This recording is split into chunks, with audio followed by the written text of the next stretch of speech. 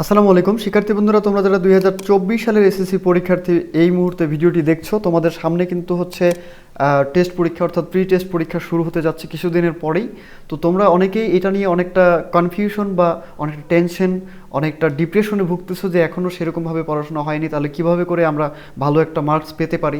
এই সব সম্পর্কিত আমি কিছু গাইডলাইন রাখার চেষ্টা করব। আশা করি এই গাইডলাইনগুলো তোমাদের ভালো কিছু একটা উপহার অর্জন করার জন্য তোমাদেরকে বেশ ভালো মতো একটা সাজেস্ট করবে, সাপোর্ট করবে। তো শিক্ষার্থী বন্ধুরা, প্রথমেই যেটা তোমাকে কাজ করতে হবে, আমি কিন্তু এখানে একটা সাবজেক্ট নিয়ে অর্থাৎ বিজ্ঞান বিভাগের তোমাদের একটা সাবজেক্ট অর্থাৎ রসায়ন বিজ্ঞান নিয়ে আলোচনা করে দিচ্ছি। তোমরা বাকি সাবজেক্টগুলো এইভাবে করে এই মনিটরিংয়ের ব্যবস্থা অনুযায়ী পড়াশোনা করবা। আর আমি কিন্তু অধ্যায় ভিত্তিকভাবে সাবজেক্ট ভিত্তিকভাবে বিভিন্ন প্রত্যেকটা সাবজেক্টের সায়েন্সের, তারপরে মানবিক বিভাগের এবং হচ্ছে তোমার ব্যবসায় শাখা শিক্ষার প্রত্যেকটি ডিপার্টমেন্ট থেকে সাবজেক্ট ওয়াইজভাবে আলাদা আলাদা পার্ট করে ভিডিও আপলোড করার চেষ্টা করছি। এবং ওই অধ্যায় মানে ওই সাবজেক্টগুলোর মধ্যে কোন অধ্যায়গুলো থেকে প্রশ্ন হওয়ার সম্ভাবনা রয়েছে 100%ভাবে সেইটা, এবং ওই একটা অধ্যায় থেকে কোন পার্টগুলো তোমাকে ভালো করে পড়তে হবে টেস্ট পরীক্ষার জন্য। যেহেতু সময় কম এবং তোমাদের অনেকেরই কিন্তু এখনও বইটা সাজানো মানে ভালো মতো বইগুলো সাজানো হয়নি, তাহলে অল্প সময়ের মধ্যে কীভাবে পড়াশোনা করতে হবে এবং কীভাবে করে পড়াশোনা করলে তোমরা ভালো একটা নাম্বার কিন্তু গেইন করতে পারো সেইটা সম্পর্কে। তো এরকম রসায়ন সাবজেক্টের কিন্তু একটা অলরেডি আমি সাবজেক্ট ভিডিও আপলোড করে দিয়েছি। সেই ভিডিওর লিঙ্কটি আমি এই ভিডিও ডিসক্রিপশন বক্সে দিয়ে দিয়েছি, এবং অথবা তুমি ইন্ট স্ক্রিনে পেয়ে যাবা, সেই ভিডিওটি দেখে নিতে পারো। তো প্রথমে আমি রসায়ন সাবজেক্টটা নিয়ে কথা বলবো। সেটা হচ্ছে তোমাকে প্রত্যেকটি বিষয়ে অর্থাৎ শুধু নট অনলি রসায়ন না, অন্যান্য যেই আদার্স সাবজেক্টগুলো রয়েছে প্রত্যেকটি বিষয়ের জন্য তুমি একটা খাতায় একটা সুন্দর করে প্ল্যানিং অনুযায়ী লিস্ট করে নিবা যে কোন অধ্যায়গুলো তোমার বেশ ভালো মতো পড়াশোনা হয়ে গিয়েছে অলরেডি, এবং কোন অধ্যায়গুলো ভালো মতো মাথায় আছে, তুমি প্রশ্নপত্রে প্রশ্ন যদি আসে তাহলে সলভ করতে পারবা।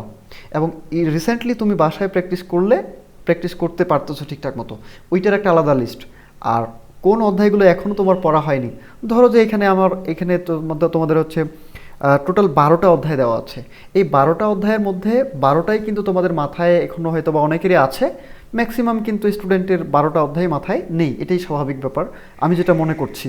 তো এখানে 12টা অধ্যায়ের মধ্যে এখন কোন অধ্যায়গুলো তোমাকে ভালো মতো ফলো করতে হবে, অর্থাৎ কোন অধ্যায়গুলো থেকে টেস্ট পরীক্ষায় প্রশ্নপত্রে প্রশ্ন কমন পড়তে পারে বা কমন আসবে এরকম। তো এইটার জন্য তোমাকে একটা স্বচ্ছ একটা ক্লিয়ার একটা ধারণা রাখা দরকার। তো এই ধারণাটা পাবা তুমি কিভাবে করে, তোমাকে আমি বলে দিচ্ছি যে তুমি যে 2023 সালে যারা পরীক্ষা দিয়ে দিয়েছে, রসায়ন সাবজেক্টটা ইতিমধ্যে পরীক্ষা হয়ে গেছে, তো রসায়ন সাবজেক্টের টেস্ট পরীক্ষা অর্থাৎ যারা হচ্ছে 2023 সালের পরীক্ষা দিয়ে দিয়েছে তারা যে টেস্ট পেপার কিনেছিল সেই টেস্ট পেপারগুলো তোমরা কালেক্ট করবা। সেখান থেকে দেখবা যে সবচেয়ে বেশি সালে কোন অধ্যায় থেকে প্রশ্নগুলো আসছে। তো আমি প্রথমত যে রসায়ন বিজ্ঞানের যে দ্বিতীয় অধ্যায় দেখতে পাবো, সেটা হচ্ছে দ্বিতীয় অধ্যায় থেকে অনেকটাই প্রশ্ন থাকে, অনেকবার আসে না। তো আমরা টেস্ট পরীক্ষায় কিন্তু কমন পাবো, বাংলাদেশের ম্যাক্সিমাম স্কুলে এই দ্বিতীয় অধ্যায় থেকে প্রশ্নপত্রে টেস্ট পরীক্ষায় দেয়। এবং এখানে দেখো যে তৃতীয় অধ্যায় থেকে মূলত 2টা করে প্রশ্ন হয়ে থাকে, অনেক বোর্ডে একটা করে প্রশ্ন হয়ে থাকে। তো ম্যাক্সিমাম বোর্ডে একটা করেই প্রশ্ন হয়ে থাকে। তো এখানে তোমরা টেস্ট পরীক্ষায় একটা করে প্রশ্ন পাবা এখান থেকে, মনে করো এখান থেকে একটা দ্বিতীয় তৃতীয় মিলে 2টা হইল। চতুর্থ অধ্যায় থেকে বোর্ড পরীক্ষা 2টা করে প্রশ্ন হয়ে থাকে ম্যাক্সিমাম বোর্ডে, বেশিরভাগ বোর্ডেই। পঞ্চম থেকেও 2টা করে প্রশ্ন হয়ে থাকে। তো তোমাদের টেস্ট পরীক্ষায় মনে করো যে তোমরা 2টা প্রশ্ন এর মধ্যে একটা অনেক বেশি হার্ড লাগছে, একটা হচ্ছে অনেকটা ইজি লাগছে, তুমি ধরে না যে একটা লিখতে পারছো এখানে, তাহলে প্রথম অধ্যায় থেকে তুমি যদি একটা, দ্বিতীয় অধ্যায় থেকে একটা, তৃতীয় অধ্যায় থেকে একটা, চতুর্থ অধ্যায় থেকে একটা, এবং পঞ্চম অধ্যায়ের রাসায়নিক বন্ধন, তো এটা মনে করো যে অতটা ভালো মতো পড়াশোনা হয়নি বা পারতেছো না, তাহলে এটা নিয়ে স্কিপ করে গেলাম। ষষ্ঠ অধ্যায় থেকে একটা দিতে পারো। আচ্ছা, এরপরে তোমার কিন্তু 4টা প্রশ্ন হয়ে গেছে অলরেডি। এরপরে আমরা আসলাম একবারে টোটাল একাদশ অধ্যায় থেকে টেস্ট পরীক্ষা তোমাদের 2টা সৃজনশীল প্রশ্ন মাস্ট বি কমন থাকবেই থাকবে, আমি বলে দিচ্ছি। তবে এখানে একটা শর্ত আছে, 2টা যে সৃজনশীল প্রশ্ন দিবে, একটা কিন্তু এখান থেকে পুরোপুরি এই অধ্যায়টার উপর বেস করে দিবে, একাদশ অধ্যায়টার উপরেই। আরেকটা প্রশ্ন দেবে কিন্তু এই অধ্যায় অর্থাৎ একাদশ অধ্যায় এবং দ্বিতীয় অধ্যায়ের সাথে মিলাইতে পারে, তৃতীয় অধ্যায়ের সাথে কোনো ধারণার সাথে মিলাইতে পারে, অথবা চতুর্থ অধ্যায়ের সাথে কখনো কখনো ধারণা মিলায়। তো এই জন্য তুমি যদি দ্বিতীয়, তৃতীয়, চতুর্থ অথবা পঞ্চমটা যদি করে নিতে পারো আরও বেশি বেটার, সবচেয়ে বেটার, কোনো কনফিউশন নাই। ঠিক আছে? তো এই 4টা অধ্যায় তুমি আগে ভালো করে পড়াশোনা করার পরে তুমি আসবা এখানে একাদশ অধ্যায়। তাহলে এই 4টা অধ্যায় এবং একাদশ অধ্যায় আর একটা অধ্যায় এক্সট্রা ধরে রাখলা। যদি এই প্রশ্নপত্র এই যে এই প্রশ্নগুলো যদি মানে কোনো রকম স্লিপিং হয়ে যায়, তাহলে কিন্তু তুমি ষষ্ঠ অধ্যায় থেকে প্রশ্নটা ক্লিয়ার করতে পারো। ঠিক আছে? তো এইখানে দেখো দ্বিতীয়, তৃতীয়, চতুর্থ, পঞ্চম, ষষ্ঠ, মোট 5টা, আর এখানে মূলত একাদশ অধ্যায়, তাহলে 6টা অধ্যায়। এই 6টা অধ্যায় থেকে তুমি কিন্তু আমি বলবো যে 7টা সৃজনশীল প্রশ্ন কমন পেয়ে যাবা। আমি বলতেছি 7টা সৃজনশীল প্রশ্ন যদি কমন পেয়ে যাও, তাহলে কিন্তু তোমার আর টেনশন নেই। এরকমভাবে একটা লিস্ট তৈরি করে নিবা। এরপরে আমি আসি এমসিকিউর ব্যাপারে। ভাইয়া এমসিকিউ তো যে কোনো অধ্যায় থেকেই আসবে, তাহলে আমরা এমসিকিউর জন্য কি করব?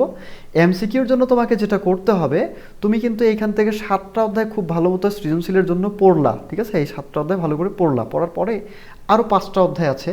এখন এই 5টা অধ্যায় অতটা পড়ার মতো সময় পাইলা না, এই অধ্যায়গুলো সাজাইতে সাজাইতে দেখা গেলো যে টেস্ট পরীক্ষা চলে আসলো। তো এই 5টা অধ্যায় কিন্তু ভালো মতো সাজানো হয়নি। সেক্ষেত্রে তুমি একটা কাজ করতে পারো, তোমাদের যে বিগত 2023 সালের যে শিক্ষার্থী বন্ধুরা ছিল, ভাই বোনেরা, তোমাদের ওদের কাছ থেকে একটা জিনিস কালেক্ট করতে হবে। সেটা হচ্ছে ওরা যে টেস্ট পেপার কিনেছিল, ওই টেস্ট পেপারগুলো কালেক্ট করার চেষ্টা করতে হবে।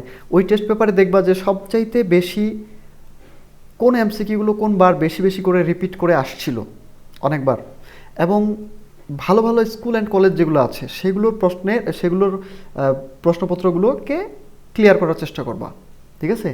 আমি আশা করি তোমরা হচ্ছে এভাবে করে পড়াশোনা করলে তোমরা 100% ভাবে 75% থেকে 90% মার্কস কালেক্ট করে আসতে পারবা। তো আমি রসায়ন সাবজেক্টের উপরে একটা জিনিস মানে এই বিষয়টা তোমাদেরকে বুঝিয়ে দিলাম। এর পরবর্তীতে আমি হচ্ছে ধীরে ধীরে প্রত্যেকটি সাবজেক্ট ওয়াইজভাবে আপলোড করে যাচ্ছি। তোমরা সেখান থেকে একটা ক্লিয়ার ধারণা পেয়ে যাবে সাবজেক্ট ভিত্তিকভাবে।